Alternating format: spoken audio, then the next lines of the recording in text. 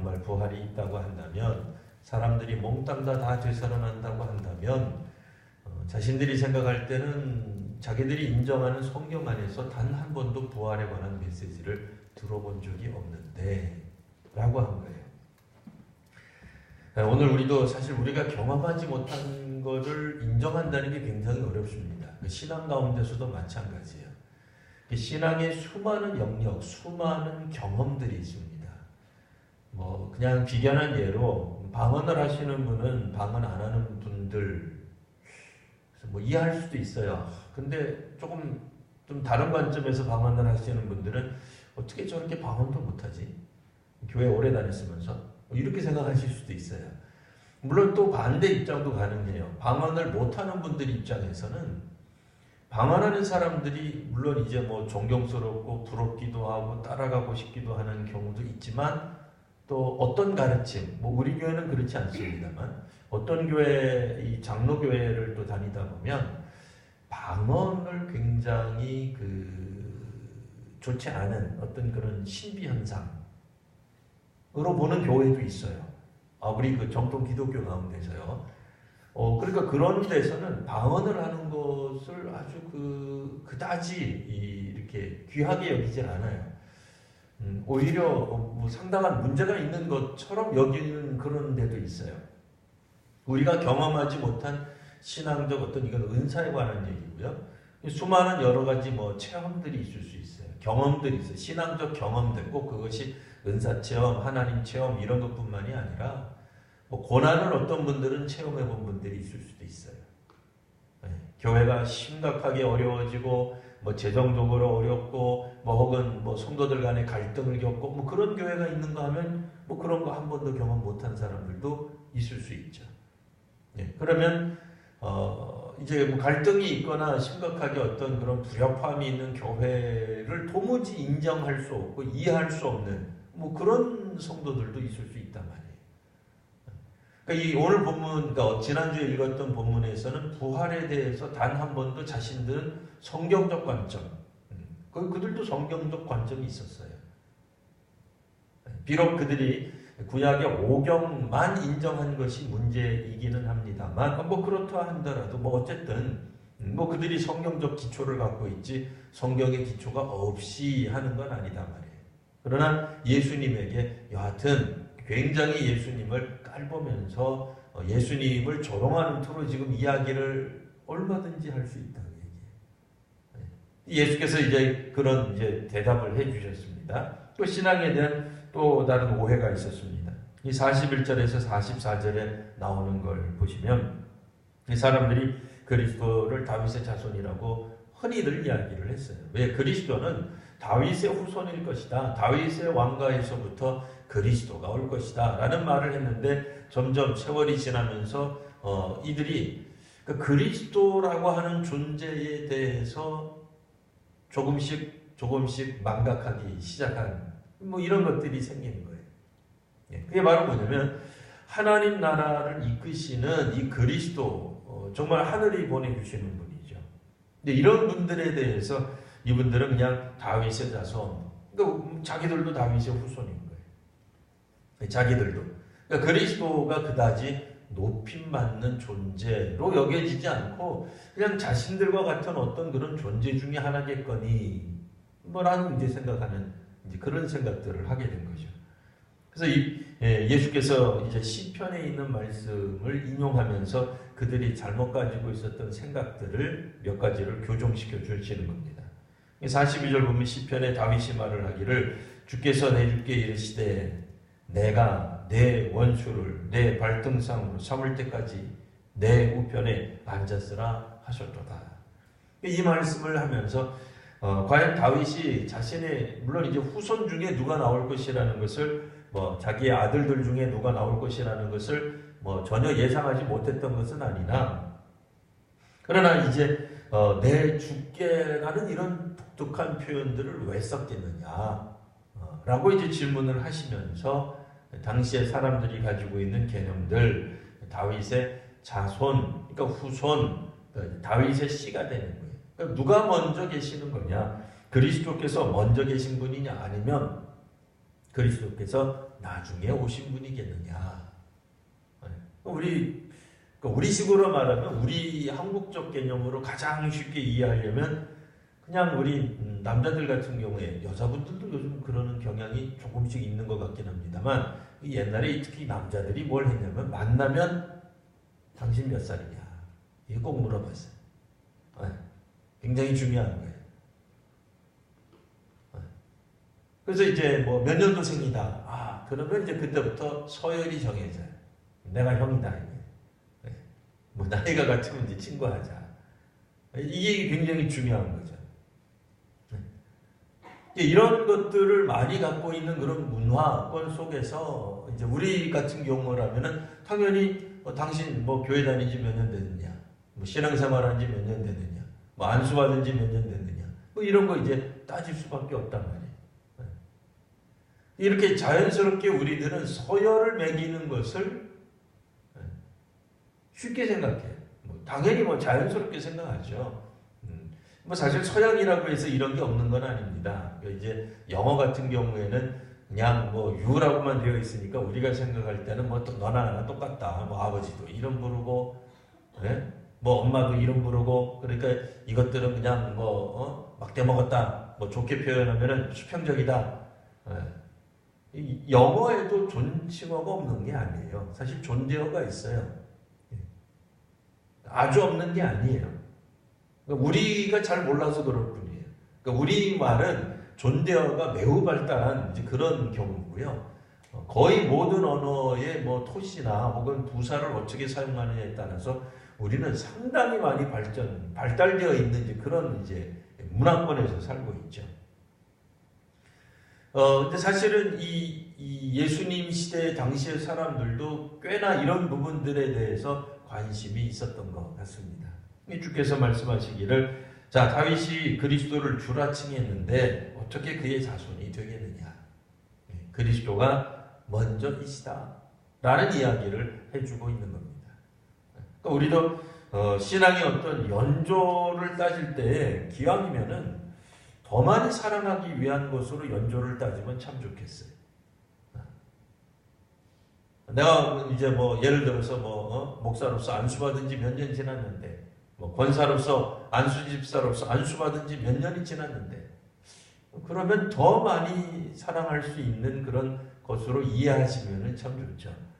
당신이 나를 섬겨라. 서열 매기는 것보다. 자, 그 다음 거 한번 보겠습니다.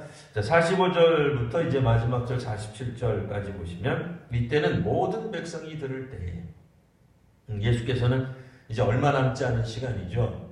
인간적으로 보면은 육신의 몸으로 계실 시간이 얼마 남지 않은 그때에도 계속해서 주께서는 말씀을 가르쳐 주셨습니다. 복음을 열심히 전파하셨어요.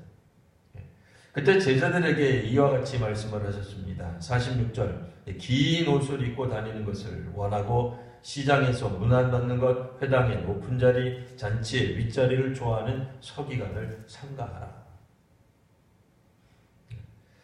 사실 그 믿음이 좀 힘들어지면 사실 우리가 옛날로 돌아가는 경향들이 종종 있습니다. 왕왕 있어요. 이들이 이때는 뭐 예수교 이런 표현은 없었어요. 뭐 기독교 이런 표현은 없었어요. 예수님 시대에 뭐 당연히 뭐 예수교, 기독교 이런 표현이 없었겠죠. 그때만 하더라도. 근데 이제 그 사람들이 이제 환난과 핍박을 당하면 종종 옛날로 돌아갑니다. 우리도 그래요. 언제 그러느냐? 우리가 그리스도인이고 뭐 항존직이고 뭐 다 뭐 어떤 형태로든지 지금 여기 계신 분들 거의 대부분 뭐 목사로서 뭐 권사로서 안수집사로서 다 안수받은 분들이 대부분 여기 앉아 계세요. 이제 서로 우리가 이런 항존직이라 할지라도 고난이 오고 핍박이 오고 환난이 와요. 근데 우리 마음이 흔들릴 뻔했어요. 뭐 때로는 실족할 수도 있어요. 우리도 뭐 마음에 삐질 수가 있어요. 그죠? 나는 일평생 예수 믿고 난 다음에 삐진 적이 한 번도 없습니다. 그런 분들은 따로 이렇게 손을 들어주세요.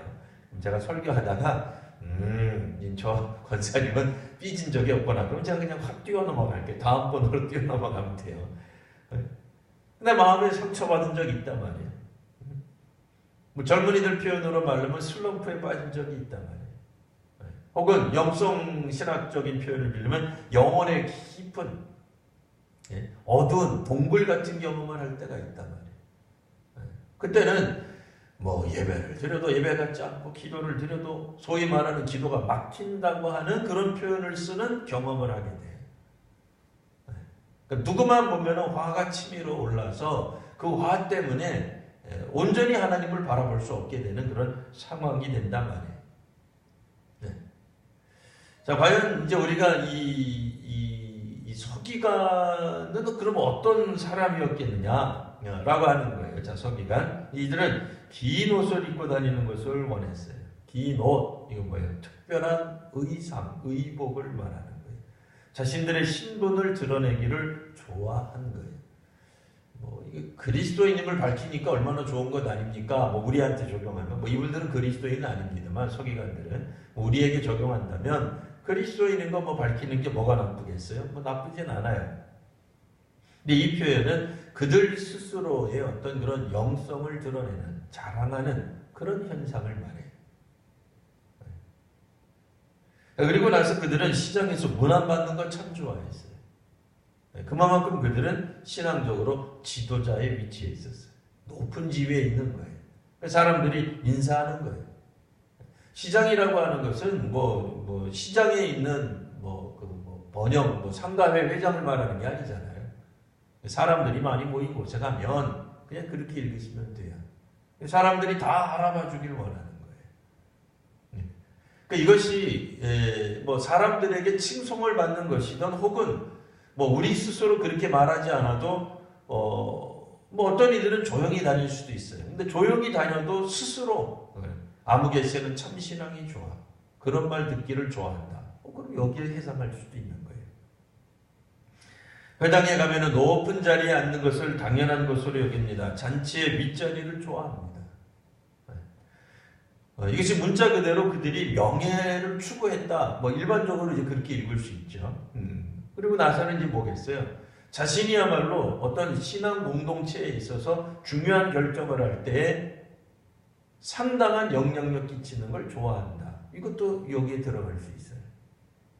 오늘날 한국교회가 이제 마을 목회라고 하는 것을 많이 이제 강조를 했습니다. 마을 목회가 그럼 뭐냐? 우리가 이 마을 속으로 들어가서 복음을 증언하는 거예요. 전에는 마을 따로 세상 따로, 뭐 마을 따로 교회 따로, 뭐 우리 신앙인 따로 안 믿는 사람 따로. 그래서 기도할 때도 뭐 믿지 않는 저 사람들을 향한 뭐 이런 식으로 우리가 많이 기도했다면 이제는 이 세상 속으로 들어가는 거예요. 그 세상의 관점에서 보면 교회는 뭐 이 금호동에 있는 수많은 시설 중에 하나가 말이에요. 그러니까 우리 교회가 이제 우리 교회에 있는 여러 성도님들이 이 마을 속에 들어가서 통장도 하시고 반장도 하시고 이장도 하시고 이 동네에서 일어나는 일들에 대해서 그 크고 작은 일들에 대해서 관심도 가지고 동참하고 뭐 누가 뭐 쓰레기 같은 거 버리고 그러면 뭐 내몰라라 하지 아니하고 같이 가서 쓰레기 치우기도 하고 뭐 이제 그런 활동들을 하는 거예요. 근데 이제 종종 이런 활동들을 할 때 사람들이 그런 얘기를 합니다. 특히 이제 저 같은 이제 목사들이 이제 항상 뭐 문제가 돼요. 왜요? 목사님들은 거의 대부분을 교회에서 산 사람이에요. 우리 성도님들은 교회에서 산다고는 말하지 않아요. 신앙이 있다고 말하지 교회에서 산다고는 말하지 않잖아요. 근데 목사들은 거의 교회에서 살아요. 그러니까 교회에서 높임받는 게 자연스러워요. 뭐 어린아이들이 봐도 목사님 안녕하세요 인사한단 말이에요. 저보다 나이 많은 분들도 아이고 목사님 안녕하세요 뭐 이렇게 인사한단 말이에요. 근데 이제 주민 무슨 회의 같은 데 가면 사람들이 아이고 목사님 오셨습니까? 인사를 안 해요. 네. 그분들은 누구에게 더 많이 인사하게? 구청장님께 더 인사를 해요. 네. 지역구 이제 뭐 국회의원에게 인사를 더 많이 하고 경찰서장에게 인사를 하지 저한테 인사를 안 해요. 예. 마을에서 일어나는 어떤 일들, 뭐 예를 들어서 여기다가 유터널을 뭐 만들까요, 뭐 신호등을 만들까요 할 때, 뭐 예를 들어서 목사가 제가 기도해봤는데 여기 신호등 사람들이 웃어요. 그렇잖아요. 아니 그게 뭘 기도를 해서 그런 걸 해요? 그냥 필요하면 만들면 되지. 그 교회 안에서는 높임을 받을지 몰라도 사실 세상에 나가면 그다지 높임 받는 사람들이 아니에요. 목회자들이. 네. 그러니까 이 목사님들이 뭐 예를 들어서 이제 우리 뭐 이 관내에서 일어나는 어떤 일들을 할 때 서로 자기네들이 장을 하려고 해요. 목사님들은 이제 뭐에 익숙해요? 장이 되는 게 익숙해요. 리더가 되는 게 익숙해요. 우리가 한마디 최종적으로 결정해주고 자 이렇게 갑시다. 막 비전을 선포하고 이런 거에 익숙해요. 똑같은 회원 중에 한 사람으로서 조용히 의견을 개진하고 이런 게 참 불편해요. 그잖아요. 그게 힘든 거예요. 사실 서기관도 그렇게 힘들다 그 얘기였어요. 2000년 전에 예수님 당시에 있었던 이 서기관들은 수많은 어떤 그러니까 종교 지도자 중에 한 명이라고 하는 걸 견딜 수 없어 하던 사람들이에요. 자신이 최고의 권위를 갖는다고 생각했던 사람이다 말이에요. 그러니까 이런 분들일수록 특징적으로 다른 사람들보다도 앞선다고 생각해요. 그러니까 꼭 어떤 그런 모임에 들어가가지고 장을 해야만 되는 건 아니지만 적어도 그런 의식 구조를 가지고 있단 말이에요. 그럼 좋단 말이에요. 예. 뭐 그럴 수 있어요. 뭐 종교 지도자니까. 근데 중요한 건 뭐예요? 그들이 어떤 삶을 살아가느냐. 47절. 그들은 과부의 가산을 삼키는 존재로 예수께서 말씀하셨어요. 아마도 당시에 과부가 뭐 죽거나 그러면 그 재산을 누군가가 관리를 해야 되잖아요. 근데 원래는 이 자녀가 있으면 자녀에게 그게 상속이 되는 거예요. 근데 이 과부의 자산은 누구에게 상속할 수가 없어요. 그럼 이걸 누가 관리를 했어요? 당시에 지도자인 서기관들이 관리를 한 거예요. 네. 뭐 우리도 그렇잖아요. 뭐 금지산자라든지 자기 스스로 어떤 결정을 내리기를 어렵다든지 그런 사람들이 무슨 통장을 갖고 있다든지 재산을 갖고 있으면 누군가가 대리인이 나서서 그런 일들을 도와줄 수 있단 말이에요. 그만큼 명망 있는 사람이단 말이에요. 왜요? 그들이 종교 지도자니까. 또 유대 사회는 상당히 종교적이었기 때문에 종교 지도자들에게 그와 같은 일들을 맡기곤 했단 말이에요. 우리로 말하면 꼭 변호사 같은 사람들이, 뭐 법무사 같은 사람들이. 근데 그런 일들도 마다하지 아니하고 사람들은 서기관을 의지하고 믿고 그 일들을 맡긴 거예요. 근데 문제는 이분들이 어떻게 했어요? 과부의 가산을 삼키는 일들을 하였다. 자기 이속 생기는 일만 한다 그 얘기예요. 뭐 우리가 쉽게 말해서 자기의 이속 챙기는 일만 한다 그러지만 우리도 종종 자기 이속 챙기는 일들을 참 많이 합니다. 우리도 그렇게 해요. 그 심리학에 보면은 이제 합리화라고 하는 게 있어요. 앞에 뭘 붙여요? 자기 이런 걸 많이 붙여요. 자기 합리화. 뭐 흔히들 우리가 이야기하듯이 남이 하면 뭐 어떻고 내가 하면 이렇다 뭐 그렇게 말할 때 하는 게 합리화예요. 우리가 이제 불법 유턴을 할 때 뭐예요? 급해서. 남들이 할 때는 불법 이렇게 되는 거예요. 남들이 하면은 그거는 견딜 수가 없는 거예요. 근데 자기가 할 때는 다 이유가 있어서. 우리 아들이 오죽하면 너를 팼겠냐 이렇게 되는 거예요. 남의 아들이 우리 아이들을 때렸으면 어디 그냥 부모가 돼가지고 애들 교육을 그따구로 한다 뭐 이렇게 나가는 거죠. 그러니까 나와 관계 있는 사람들에게는 관대하고 나 혹은 내가 아닌 다른 사람들에 대해서는 아주 매몰찬 사람들. 우리도 사실 그래요.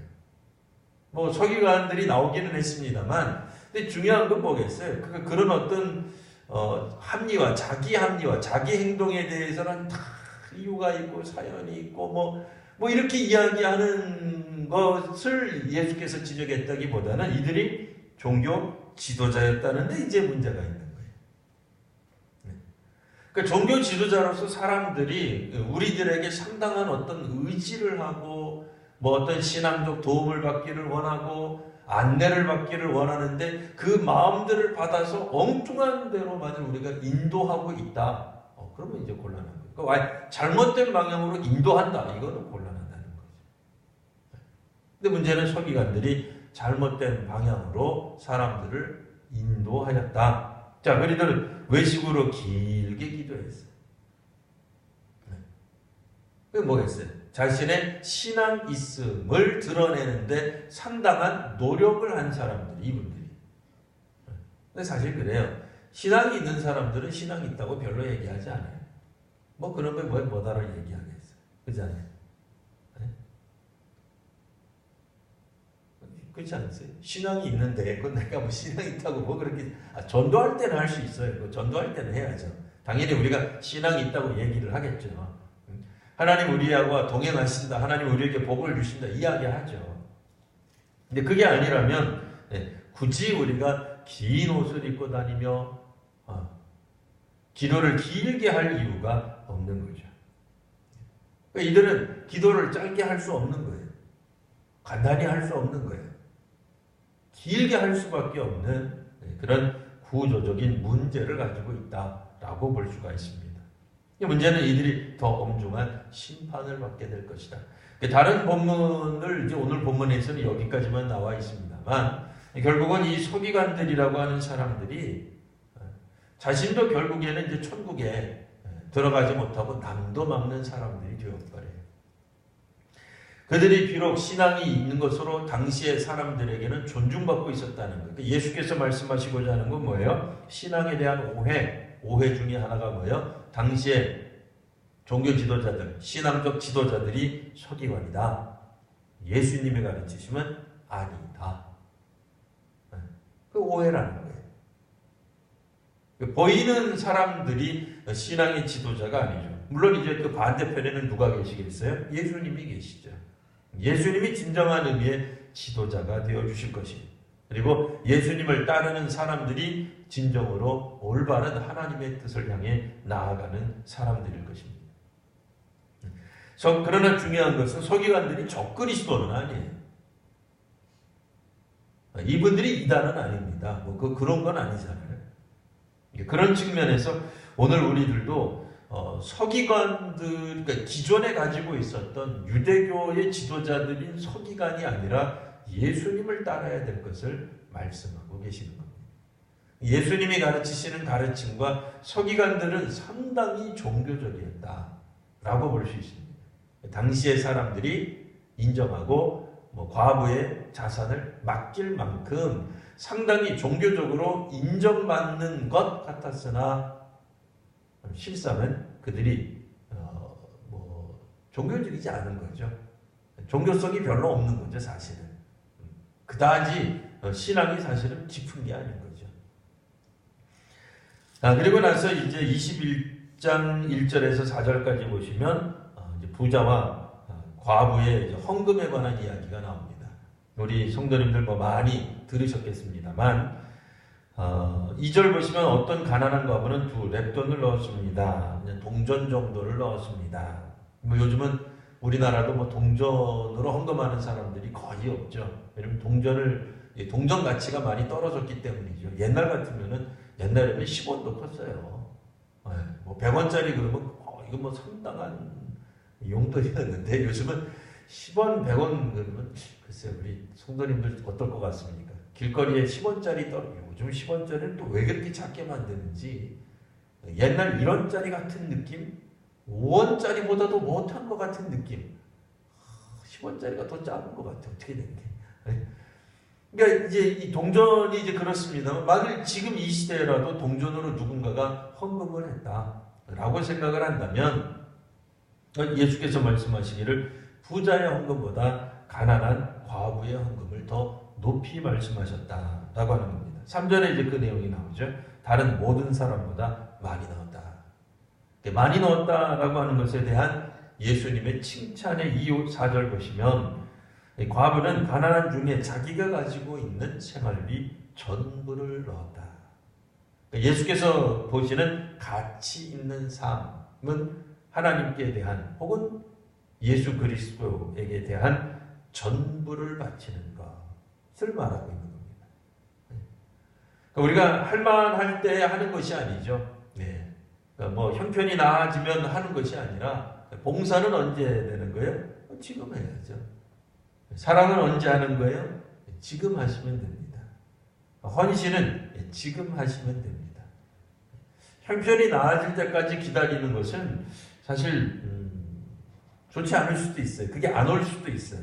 마음이 안정이 별로 안 올 수도 있어요. 계속 어떤 혹은 여러 가지 좋지 않은 일들이 계속 우리들 가운데 생겨날 수 있어요.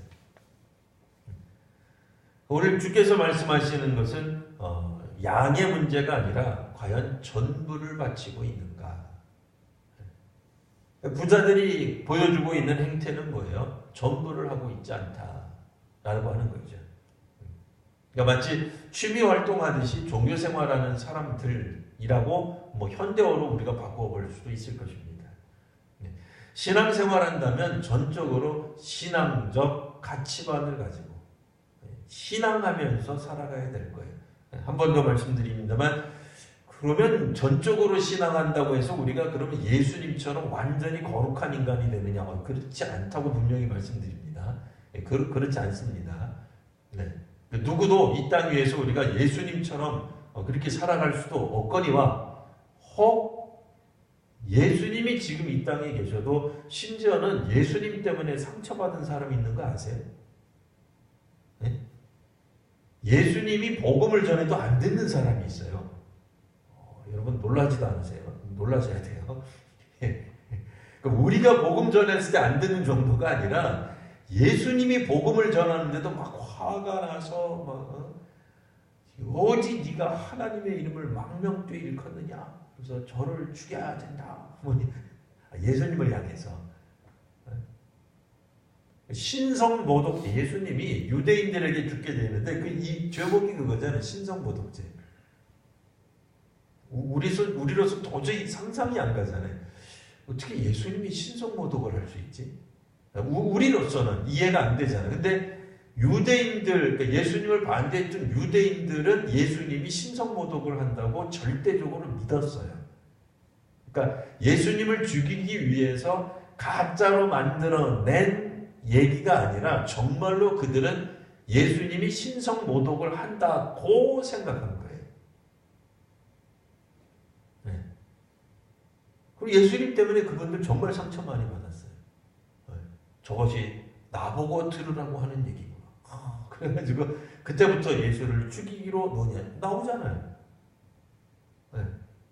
혹시라도 우리 성도님들이 목사님 말씀하시는 것처럼 그렇게 영적으로 깊어지고 신앙으로 잘하고 그러면 아무 문제 없어야 될 것 아닙니까?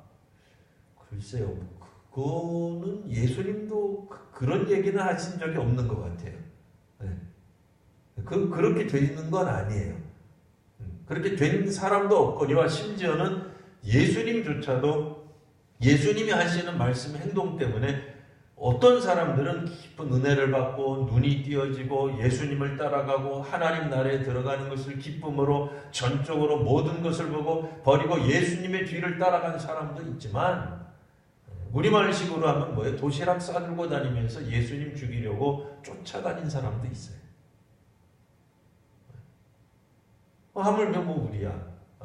우리가 거룩하지 말자 그런 뜻은 아니에요. 거룩하지 않아도 된다 그런 뜻은 아니에요. 막 살자 그런 뜻 절대로 아닙니다. 그러나 분명한 것은 아무리 노력해도 우리가 예수님을 뒤따라가지 못할 것이고 예수님과 같은 인간이 될 수도 없거니와 서로 되었다 할지라도 라는 뜻이에요.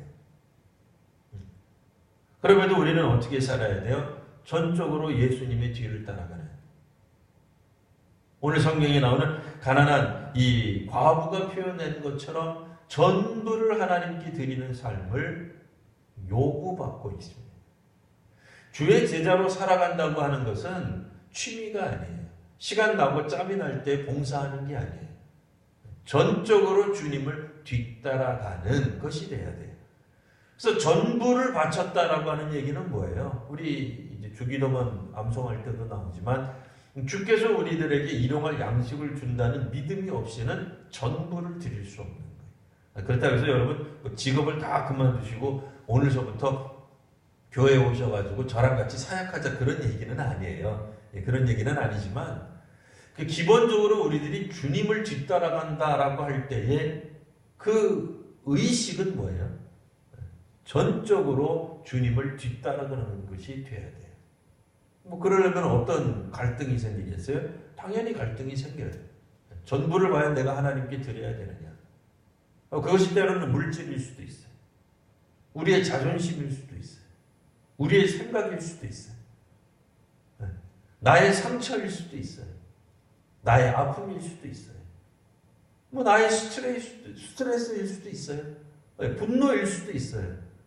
근데 그런 것들을 과연 우리가 하나님께 드리고 있느냐 하는 거예요. 물론 뭐 오늘 성경에서야 뭐 헌금을 하나님께 드린 거지 뭐 우리의 분노를 드리고 그런 건 아니죠. 하지만 다른 성경에 보면 어떻게 되어 있어요? 수고하고 무거운 짐을 진 자들아. 그걸 다 주님 앞에 내려놓아야만 우리가 거기에서부터 해방될 수 있거든요. 근데 그걸 자기가 붙들고 있는 한 그게 해방이 될 수가 없죠. 짐이에요, 짐. 분노예요. 고통스러운 거예요. 괴로운 거예요. 뭐 세월의 무게일 수도 있어요. 인생의 무게일 수도 있어요. 근데 그런 것들을 우리가 내려놓지 않는다. 왜냐하면 전적으로 주님을 믿고 따르기 때문에 일어나야 되는 일들이거든요. 전부를 드리는 거예요. 그러니까 나의 마음을 드리는 거예요. 우리의 자존심도 드려야 되는 거예요. 자존심이 사라지면 어떻게 돼요? 뭐 저도 뭐 그런 완벽한 단계에 이른 사람은 아닙니다만 뭐 자존심을 하나님께 딱 드렸다. 예수께 드렸다. 그러면 아마 원수를 사랑할 수 있을 것 같아요. 그렇지 않아요? 우리의 생각, 우리의 아픔, 우리의 상처를 예수께 드리는 순간 원수 사랑이 가능해지죠. 물론 이제 그걸 완벽하게 도달한 인간이 있겠느냐? 쉽지 않죠. 여전히 우리들은 갈등하죠. 그러나 주께서 요구하시는 것은 부자처럼 수많은 것들을 가진 것 중에 조금만 되는 게 아니에요. 여기서는 갑자기 우리 성도님들 집문서 가지고 교회로 와라 그런 얘기가 아니잖아요. 그건 이단들이 그렇게 얘기하는 거고 우리는 정통 기독교회에서 그런 얘기하는 거 아닙니다. 그러니까 부자는 정말 많은 것들을 가지고 있는 우리도 마음에 여러 가지 방들이 있잖아요. 예수께 드리려고 하는 부분이 있는 거예요. 사람들이 보기에 괜찮아 보이는 그런 것들 뭐 긴 옷을 입고 길게 기도하고 이런 건 주님께 드리는 거예요. 왜냐하면 사람들이 봐주니까 보니까. 근데 내 속에 있는 어두운 부분은 안 내놓는단 말이에요. 사실은 그것도 내놔야죠. 그것도 주님께 드려야죠. 근데 못 드리죠. 왜요? 솔직히 말을 하면 주님께 드리는 순간 원수를 사랑하게 될까 봐 걱정되지 않으세요? 저는 가끔 그런 걱정해요. 내가 이 분노를 주님께 정말로 드려버리면 주님이 고맙다. 나는 너의 그 분노를 가지고 가고 싶었는데 고맙다. 아무개 목사야. 그럼 주님이 확 갖고 가는 순간 주님이 위로부터 주시는 평강이 막 넘쳐올 거 아니에요. 사랑이 넘쳐올 거 아니에요. 그 순간 저는 얼마나 후회할까. 조금 더 원망해야 되는데 조금 더 그 사람 미워해야 되는데 조금 더 그 사람 저주해야 되는데 그렇잖아요. 저주를 못하게 되잖아요. 왜? 하늘에서 주시는 평강이 나를 가득 차게 하면 왜냐면 우리가 경험해 본 적이 있잖아요. 하늘의 어떤 빛과 같은 은혜를 감격을 경험해 보신 적이 있잖아요. 뭐 부분이긴 하지만 뭐 완전히 우리들의 인생 뭐 10년, 20년, 30년을 통째로 하나님이 그렇게 만드시진 않잖아요. 적어도 1시간이었던 하루였던 일주일이었던 그런 경험이 있거든요. 우리가. 그러다 보니 지금 이 시간에 내가 갖고 있는 뭐 아픔이든 원망이든 갈등이든 뭐 속상함이든 뭐가 되었든 하나님 앞에 내놓는 순간 이게 뭐 그 다음에 무슨 일이 벌어질지 안다고요. 우리가 아주 모르질 않아요. 어렴풋이 알아요. 조금만 알아요. 다는 몰라도 얼추 알아요. 우리가 정말 하나님께 맡기는 삶, 예수께 맡기는 삶을 살아가는 거예요. 그리고 그 예수님이 하나님이 우리를 인도하실 때 어떤 삶을 살게 될지 우리가 안다 말이죠. 여전히 부자는 자기의 것을 내놓지 않는 겁니다. 다 내놓을 수 없는 겁니다. 네. 자기가 가지고 있어야 돼요. 그러니까 부자라고 하는 것을 꼭 재물이 많은 사람 이렇게 보지 마시고 가진 게 많은 사람. 주님께 내놓는다, 안 내놓는 게 아니에요. 그러니까 이분도 봉헌을 해요. 이분도 안 하는 게 아니에요. 그러나 적당히 하는 거예요. 낼 만큼만 하는 거예요. 내 삶이 흔들리지 않을 정도만 내놓는 거예요. 그런 표현이에요. 마치 서기관처럼 사람들이 인정하는 정도로만 내놓는 거예요. 사실 그렇잖아요. 저도 설교할 때 제 속마음들을 다 끄집어내서 설교하면은 아마 이거 저 얼마나 힘들겠어요. 그죠? 준비를 하고 설교 용어를 생각하고 성도님들 가운데 혹시라도 누군가가 이 말을 듣고 상처를 받지 않을까 해가지고 우회적으로 돌리고 뭐 그렇게 얘기를 하지 뭐 직접적으로 뭐 그렇게 안 한단 말이에요. 그러나 하나님 앞에서는 이야기해야죠. 안 할 수가 없잖아요. 네. 사실 하나님 앞에서는 속일 수가 없어요. 그런데도 여전히 우리들은 기도의 자리 혹은 종교적인 자리 혹은 예배의 자리 찬송의 자리에 간다 할지라도 그와 같은 마음은 내놓지 않는 거예요. 여전히 가지고 있다라는 측면에서 우리들은 부자인 거죠. 아니 돈이 많은 게 아니라 가지고 있다는 측면에서 오늘 성경에 나오는 부자 같은 존재가 되는 거예요. 자, 이 과부는 그 가난한 중에 자기가 중요한 것은 가난의 문제가 아니라요. 자기가 가지고 있는 전부를 넣었다라는 말입니다. 1차적으로는 헌금에 관한 메시지예요. 분명히 헌금에 관한 거예요. 근데 정말 헌금을 주께서 생각하고 계셨을까? 당시에 돈은 뭐예요? 그 사람 생전부죠. 예. 돈이 있어야 살 거 아니에요. 그러니까 그 사람의 생애 전부를 주님께 드림이라고 하는 것입니다. 사실 신앙은 물론 이제 사람들 앞에서 우리가 뭐 공동기도하고 뭐 혹은 대표기도할 때는 우아하게 해야 됩니다. 뭐 여기서 괜히 뭐 거칠게 하거나 자기 하고 싶은 대로 하거나 뭐 혼자 기도하듯이 할 때 하는 것을 뭐 권장하는 건 결코 아닙니다만, 그러나 기본적으로 우리가 하나님 앞에서는 정말 우리가 다 모든 것을 내려놓는, 하나님께 드리는, 그게 사실은 신앙의 실제예요. 내려놓지 않고 드리지 않고 몽땅 다 하나님 앞에 공개하지 않는 신앙은 온전한 신앙이라고 말하기는 어렵죠. 근데 이런 게 언제 일어나요? 가진 게 많을수록. 더 힘든 거예요. 자, 오늘 우리가 주님을 믿는다라고 하는 게 뭔가, 여전히 우리 주님을 뒤따른다고 하는 것은 전부를 드리는 겁니다. 우리의 전 생애를 드리는 거예요. 전 생애라고 하는 것은 단지 우리의 목숨만이 아니라 우리가 지금 겪고 있는 삶의 어려움들 있잖아요. 여전히 어렵죠. 그래서 기도했는데, 그래서 10년 기도하고, 그래서 20년 기도했는데도 여전히 변화되지 않는 남편이 있을 수도 있어요. 우리의 자녀가 있을 수도 있어요. 우리의 환경, 우리의 삶의 어떤 것들이 될 수도 있어요.